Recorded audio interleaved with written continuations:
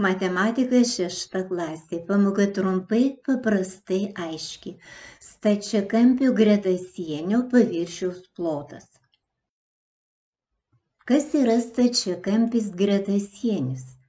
Stačiakampis gretasienis yra stačioji prizmė, kurios visos sienos yra stačiakampiai. Jo priešingos sienos yra lygios. Stačiakampis gretasienis – erdvinis kūnas. Priešingos briaunos yra lygios. Briauna A atitinka aukštį, B ilgį, C plotį. Kaip apskaičiuoti stačiakampio gretasienio paviršiaus plotą? Apsiskaičiuojame šoninių sienų plotą. Tai yra A kart B plus A kart C padauginti iš 2, nes tokių sienų yra po 2. Apskaičiavus gauname 168 kvadratinius centimetrus. Apsiskaičiuojame pagrindo plotą. B kart C padauginti iš 2, nes tokių sienų taip pat yra 2. Apskaičiavus gauname 80 kvadratinių centimetrų. Viso paviršiaus plotas bus sudėjus šoninių sienų plotą su pagrindų plotu. Gauname 248 kvadratinius centimetrus.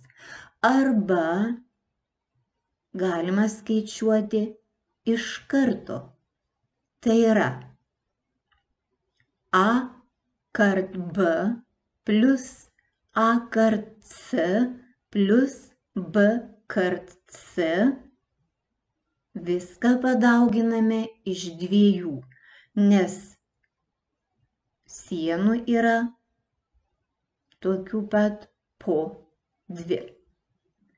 Tai viso stačiakampio gretasienio paviršiaus plotas šiuo atveju bus 6 kart 10 plus 6 kart 4 plus 10 kart 4 ir viską padauginame iš 2.